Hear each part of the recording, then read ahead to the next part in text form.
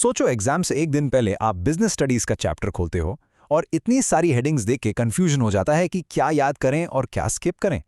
इसी कंफ्यूजन को सॉल्व करने के लिए आज हम फाइनेंशियल मैनेजमेंट चैप्टर का कंप्लीट वॉक थ्रू करेंगे, सारे कॉन्सेप्ट्स, हेडिंग्स और इंपॉर्टेंट पॉइंट्स एक स्ट्रक्चर्ड फ्लो में। वेलकम टू नर्डी साइड, जहां हम बिजनेस स्टडीज को सिंपल और एग्जाम ओरिएंटेड वे में समझते हैं। आज का हमारा फोकस है फाइनेंशियल मैनेजमेंट, एक ऐसा चैप्टर जो बोर्ड्स के लिए बहुत इंपॉर्टेंट है। हम इसको आराम से स्टेप बाय स्टेप रिवाइज करेंगे ताकि आप एग्जाम में कॉन्फिडेंटली लिख पाएं। और हाँ, अगर आपको इस चैप्टर के इंपॉर्टेंट नोट्स, केस स्टडीज और प्रीवियस ईयर क्वेश्चंस चाहिए तो आप हमारा टेलीग्राम चैनल ज्वाइन कर सकते हो, लिंक पिंड कमेंट में दिया हुआ है। चलिए देखते हैं कि आज हम क्या क्या कवर करने वाले हैं। पहले हम फाइनेंस के बेसिक्स समझेंगे, फिर बिजनेस के 3 सबसे इंपॉर्टेंट फाइनेंशियल डिसीजंस को डिटेल में देखेंगे। उसके बाद हम कैपिटल स्ट्रक्चर और अलग अलग टाइप्स ऑफ कैपिटल को डिस्कस करेंगे और एंड में एग्जाम रिलेटेड टिप्स और एक क्विक रिकैप करेंगे। तो चलिए शुरू करते हैं सेक्शन 1 से। यहाँ हम इस चैप्टर की फाउंडेशन यानी फाइनेंस की बिल्कुल बेसिक बातों को समझेंगे। सबसे पहले बिजनेस फाइनेंस क्या है?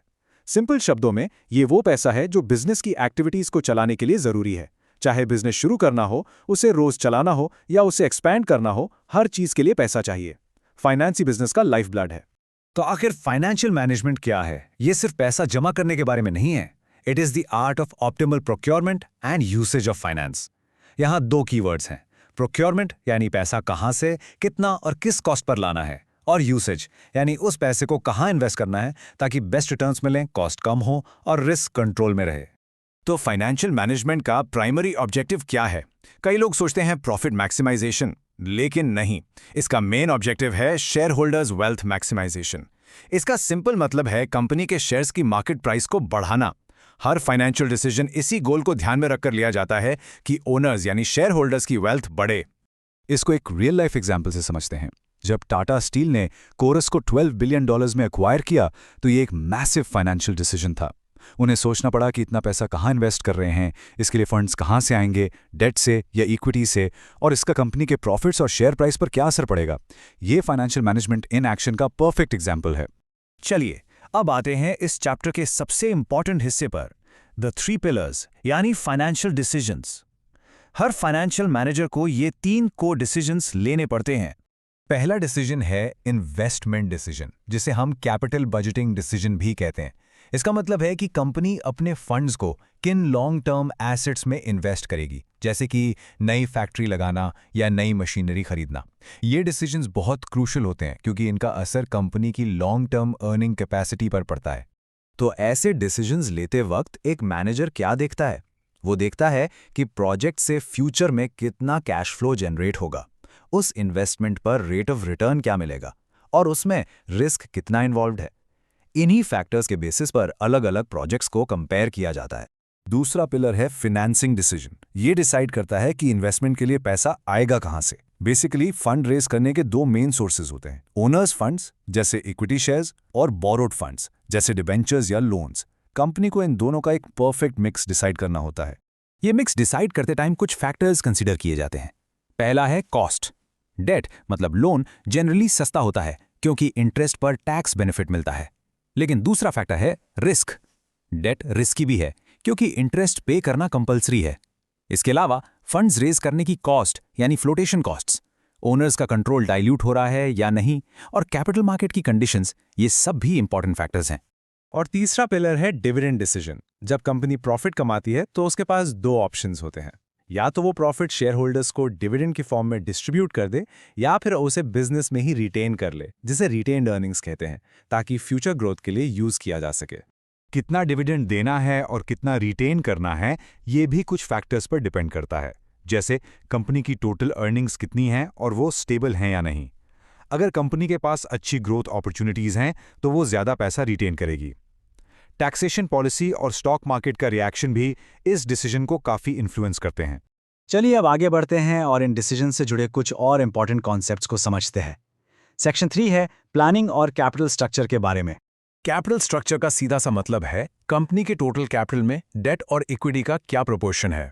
एक आइडियल कैपिटल स्ट्रक्चर वो होता है जो रिस्क और रिटर्न को बैलेंस करते हुए शेयर होल्डर्स वेल्थ को मैक्सिमाइज करे।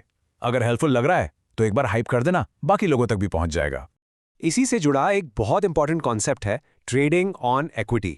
ये एक ऐसी स्ट्रैटेजी है जिसमें कंपनी सस्ते डेट का इस्तेमाल करके अपने इक्विटी शेयर होल्डर्स की अर्निंग्स पर शेयर यानी ईपीएस को बढ़ाती है।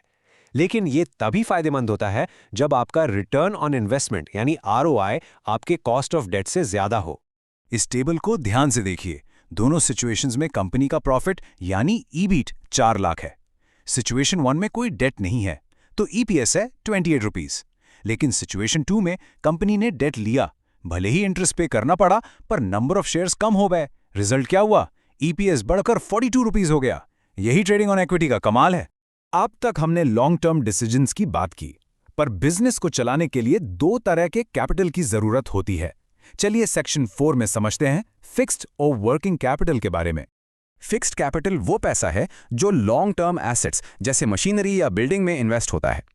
सोचो, एक कार कंपनी को नई फैक्ट्री लगानी है तो उसके लिए जो करोड़ों रुपए लगेंगे वो फिक्स्ड कैपिटल है। ये कंपनी की ग्रोथ के लिए जरूरी है। वहीं working capital short term assets जैसे कैश, इन्वेंट्री या रॉ मटेरियल के लिए चाहिए होता है ताकि day to day operations smoothly चलते रहें। उसी कार कंपनी को रोज स्टील खरीदना है, वर्कर्स को सैलरी देनी है, इसके लिए जो पैसा चाहिए वो वर्किंग कैपिटल है। इसीलिए fixed capital long term profitability को अफेक्ट करता है, जबकि वर्किंग कैपिटल कंपनी की लिक्विडिटी यानी कैश पोजीशन को अफेक्ट करता है। समझ आ रहा है? तो हाइप कर देना वीडियो को, रीच बढ़ जाती है। अब हम इस चैप्टर के आखिरी सेक्शन पर हैं। यहाँ हम कुछ कॉमन मिस्टेक्स डिस्कस करेंगे जो स्टूडेंट्स एग्जाम में करते हैं और पूरे चैप्टर का एक क्विक रिकैप करेंगे।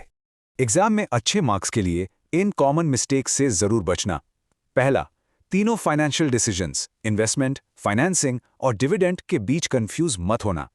दूसरा, ट्रेडिंग ऑन इक्विटी का कॉन्सेप्ट तभी अप्लाई करना जब आरओआई कॉस्ट ऑफ डेट से ज्यादा हो। तीसरा, हमेशा याद रखो कि प्राइमरी ऑब्जेक्टिव प्रॉफिट नहीं, वेल्थ मैक्सिमाइजेशन है।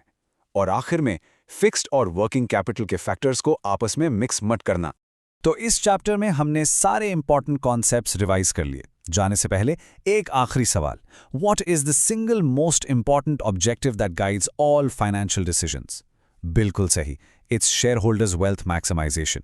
अगर आपको ये कोर कॉन्सेप्ट याद है तो आप हर क्वेश्चन को आसानी से हैंडल कर सकते हैं। और चैप्टर्स रिवाइज करने के लिए चैनल को फॉलो जरूर करें।